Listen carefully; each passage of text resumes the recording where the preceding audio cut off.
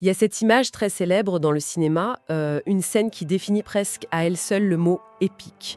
On est dans le désert brûlant, la lumière écrase tout et au loin, à travers les vagues de chaleur, il y a une silhouette qui apparaît lentement.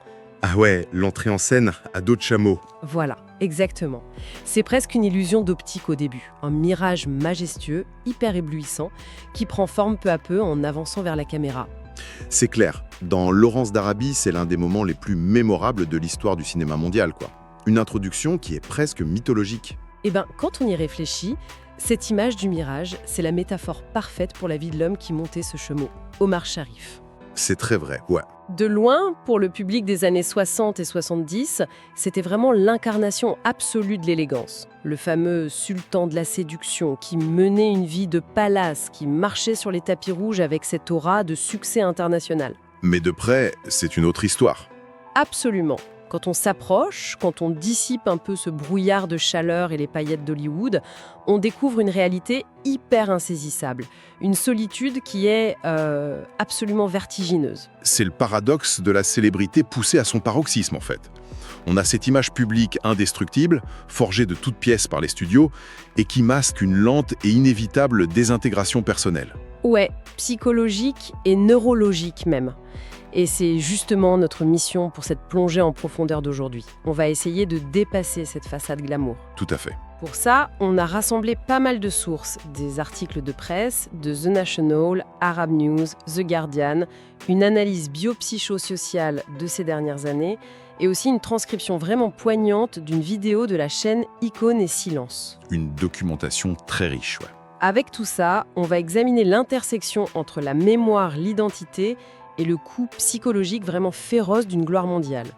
Mais pour bien comprendre l'ampleur de ce que la maladie lui a volé à la fin de sa vie, il faut d'abord regarder l'empire qu'il avait bâti. Et surtout ce qu'il a dû sacrifier pour y arriver, parce qu'avant d'être l'icône mondiale Omar Sharif, il y avait un jeune homme avec une trajectoire très différente. Oui, très loin de Los Angeles. Bon, décortiquons tout ça. À la base, il naît sous le nom de Michel Dmitri Chaloub, à Alexandrie, en Égypte, en 1932. Issu d'une famille bourgeoise, c'est ça? C'est ça, d'origine syro-libanaise, élevé dans la foi catholique. Et son père, qui était un riche marchand de bois exotique, avait un plan de vie tout tracé pour lui. Il voulait absolument pas entendre parler de théâtre ou de cinéma. Pas du tout le même projet de vie, quoi. Ah non, pas du tout. Et là, il y a une anecdote fondatrice qui est assez glaçante. Pour forcer la main de son père et obtenir le droit de jouer, le jeune Michel va jusqu'à simuler une tentative de suicide en se taillant les poignets. Ah ouais, c'est un geste qui montre d'emblée une volonté de faire. C'est pas juste un caprice d'adolescent qui veut faire l'acteur, tu vois. Non, c'est beaucoup plus profond. Exactement, c'est un besoin violent d'autodétermination.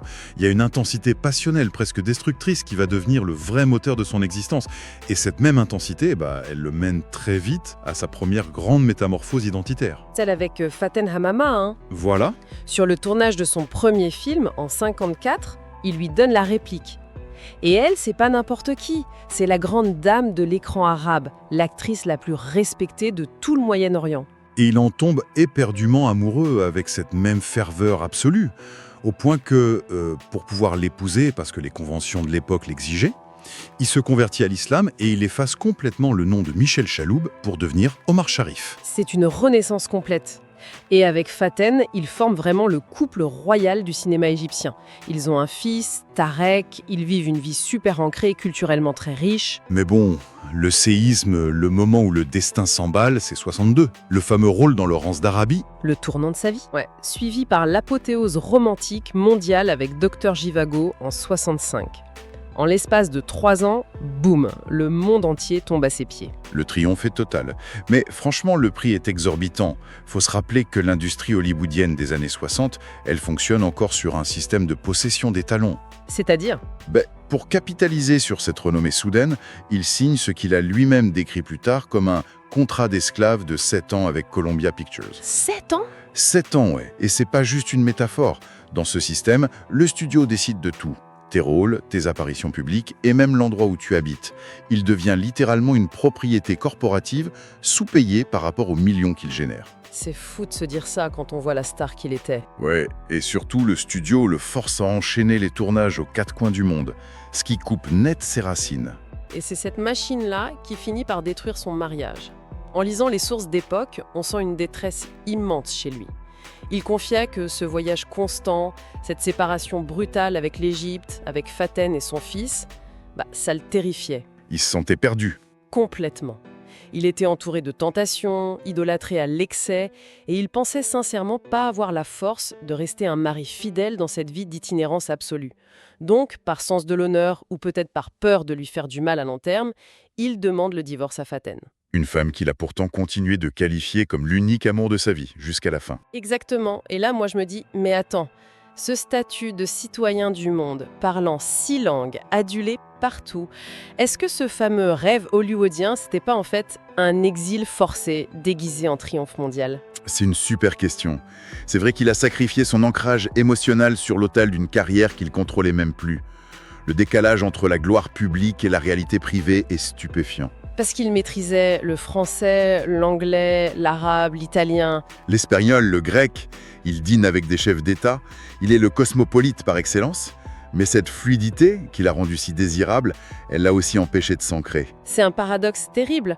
En parlant toutes ces langues, on pourrait croire qu'il était chez lui partout. Mais en devenant le citoyen du monde, il est devenu un étranger perpétuel, non ? Ni à sa place au Caire qu'il avait quitté, ni vraiment intégré à Hollywood qui le voyait toujours comme un produit exotique. Et l'identité humaine, psychologiquement, ça a besoin de fondations, des murs familiers, des rituels, un foyer. Ce qu'il n'avait plus du tout. Quand on t'arrache ça, il y a un vide béant. Et l'esprit humain, ça déteste le vide. Donc il va chercher désespérément des mécanismes de défense, souvent extrêmes, pour simuler une existence et combler ce silence. Ce qui nous amène à sa vie matérielle. Enfin, si on peut appeler ça une vie matérielle. Parce que le quotidien d'Omar Sharif, en dehors des plateaux, c'était exclusivement des hôtels. Ah oui, des décennies entières. Des décennies dans les suites dorées du Royal Monceau à Paris ou dans des palaces londoniens. Faut imaginer le truc, une richesse apparente inouïe, mais sans jamais posséder la clé d'une vraie porte d'entrée à soi. Pas de photos sur les murs. Rien. Pas une cuisine pour se faire un café le matin, juste le room service et l'anonymat des couloirs. Et si l'on relie cela à la situation dans son ensemble, tu vois, choisir de vivre exclusivement dans des hôtels pendant des années, c'est maintenir un état de transit permanent.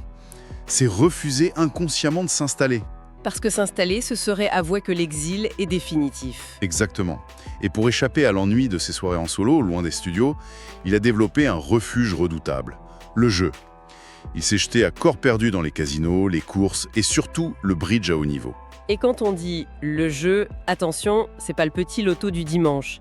Les archives décrivent une nuit où il perd l'équivalent de 750 000 livres sterling à la roulette, en quelques heures. Une fortune. Il a même dû vendre la seule petite maison parisienne qu'il avait essayé d'acheter juste pour payer ses dettes de casino. Le jeu, c'était pas juste un goût pour le frisson mondain. Dans la psychologie de l'addiction, pour un homme lié par des contrats restrictifs, s'asseoir à une table et risquer des fortunes, c'est une façon de ressentir l'illusion du contrôle. Mais attends, je dois t'arrêter là. L'illusion du contrôle. C'est là que ça devient vraiment intéressant. Parce qu'il y a cette anecdote ahurissante à Lanzarote, aux Canaries. Ah, la fameuse maison volcanique. Mais oui, il tourne un film là-bas dans les années 70, il trouve une villa spectaculaire, encastrée dans la roche d'un volcan, il l'achète, on se dit ça y est, le nomade se pose enfin. Et devine ce qu'il fait le lendemain. Il joue au bridge. Il invite un riche promoteur immobilier à faire une partie. Et ce promoteur, c'est non seulement le constructeur de la villa, mais aussi un champion d'Europe de bridge. Sharif mise sa toute nouvelle maison sur la table. Et il la perd, en moins de 24 heures. C'est incroyable. On ne peut pas appeler ça du contrôle si... Miser une maison face à un champion, c'est rechercher le chaos pur, l'auto-sabotage. Comment tu expliques ça, Sam ? La contradiction est frappante, c'est sûr. Mais au niveau subconscient, c'est super logique. Acheter cette maison, c'était accepter de s'arrêter, de faire face au silence.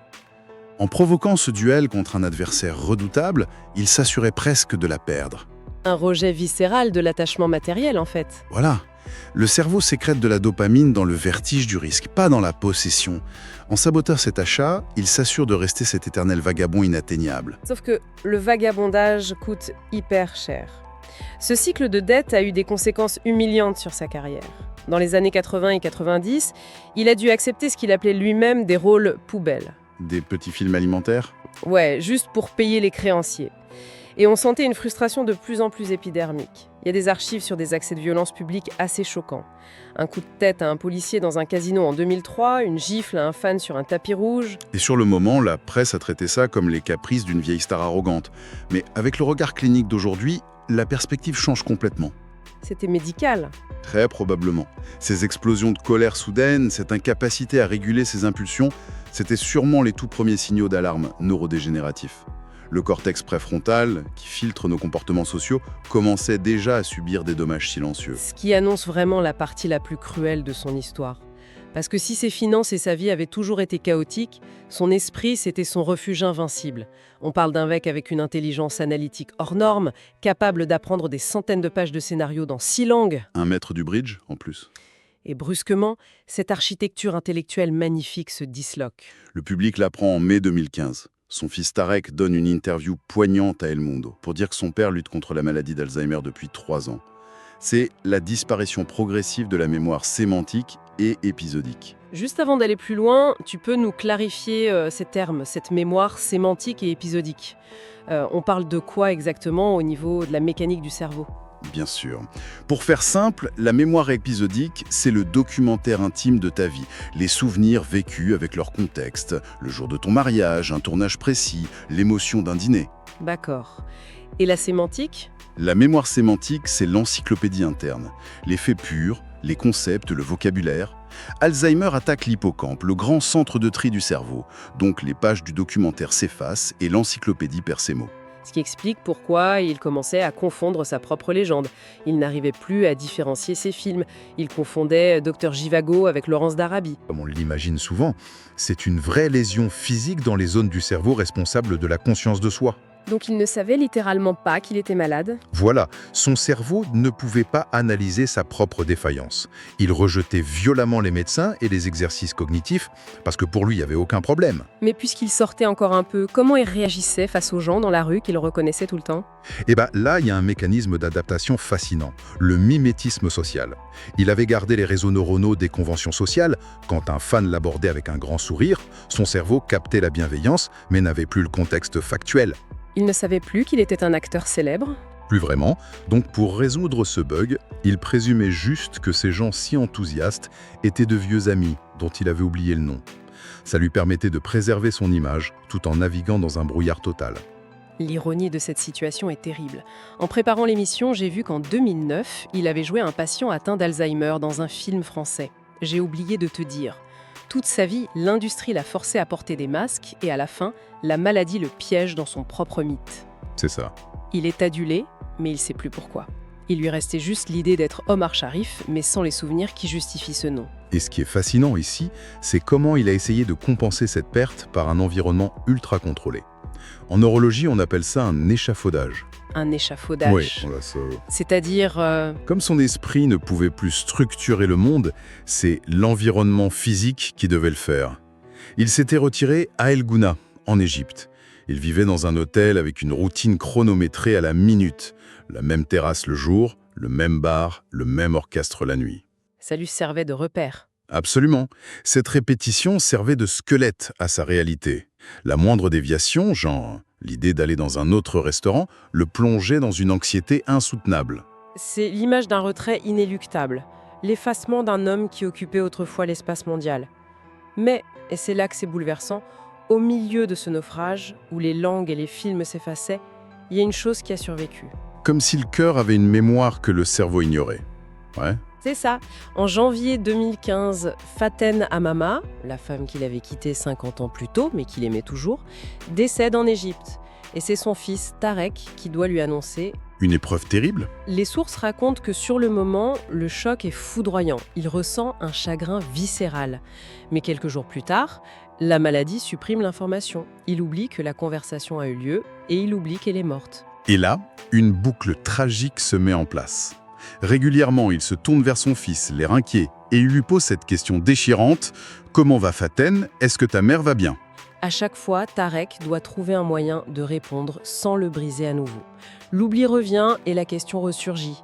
Mais scientifiquement, comment on explique ça? Pourquoi cette question précise survivait au désastre cognitif? Les mécanismes neurobiologiques sont fascinants. Le cerveau ne stocke pas tout pareil. L'hippocampe, qui gère les dates et les faits, est détruit très vite par Alzheimer. Donc le fait du décès disparaît. Ok, mais alors l'émotion, L'émotion profonde est traitée par l'amygdale, une zone primitive liée à notre survie. L'amygdale injecte un cocktail chimique puissant dans les souvenirs très intenses, ce qui les ancre beaucoup plus profondément. donc pour lui, elle n'était pas morte. Exactement. Pour son esprit enfermé dans ce présent perpétuel, la mort était un fait effacé. Mais l'amour pour elle, l'empreinte brute, était intacte. Phaeton était vivante parce que l'émotion pulsait encore en lui. Alors, qu'est-ce que tout cela signifie au fond? Si on visualise ce déclin, c'est comme une immense métropole frappée par une panne de courant. Le réseau lâche, les gratte-ciel s'éteignent les uns après les autres, les films, les contrats, les palaces, les langues, tout plonge dans le noir. Une très belle image, ouais. Mais tout au fond, dans un bunker de cette ville, il y a un petit générateur indépendant qui continue de tourner. Le seul feu allumé dans l'obscurité totale de son esprit, c'était son amour pour Phaeton. Et cela soulève une question importante sur la manière dont notre société voit la démence. On a tendance à la voir juste comme un déficit effrayant. Mais le cas d'Omar Sharif montre que ce dépouillement neurologique, c'est aussi un révélateur. Un révélateur? Oui. Quand l'intellect s'éteint, c'est pas le succès ou l'argent qui reste, ce sont les attachements affectifs les plus primaires. Et ce dépouillement l'a accompagné jusqu'à la fin. Son ami, l'archéologue Zahi Hawass, a raconté ses derniers jours dans une clinique du Caire. Il a sombré dans une apathie profonde. Il a fini par refuser de s'alimenter, refusant même de boire. Ce qui est fréquent au stade terminal. Mais là, beaucoup y ont vu la résurgence finale de sa détermination de jeunesse. Cet homme qui simulait le suicide à 20 ans pour échapper à son père, refusait maintenant de prolonger une existence vide de sens. L'épuisement a eu raison de lui. Il meurt d'une crise cardiaque le 10 juillet 2015, exactement 6 mois, jour pour jour, après la mort de Phaeton. Une synchronicité assez troublante. C'est comme si son corps répondait biologiquement à un chagrin que son cerveau ne parvenait plus à formuler. C'est ça. Mais malgré le brouillard de ces années, il faut quand même rappeler qu'avant le silence total, il avait encore une pensée très élevée. Lui qui était né catholique, devenu musulman, ayant traversé toutes les cultures. Il avait une vision très universelle. Complètement. Il affirmait trouver absolument ridicule l'idée que Dieu puisse exclure des gens du paradis juste parce qu'ils n'étaient pas nés dans la bonne religion. Une philosophie très humaniste, loin des dogmes. Au terme de cette plongée, sa trajectoire nous laisse vraiment une immense leçon d'humilité. Ça prouve que ni l'adoration du public, ni l'argent, ni même l'intellect le plus prodigieux ne sont des boucliers contre notre vulnérabilité biologique. Les projecteurs s'éteignent toujours. Toujours. Et ce qui compte à la fin, ce qui survit au naufrage, c'est la vérité de nos connexions humaines. Le statut, la célébrité, c'est que de la construction sociale. La mémoire est fragile. Quand tout s'effondre, il n'y a que l'essence de l'être humain qui demeure. Ça pousse inévitablement à se poser une question assez intime pour ceux qui nous écoutent.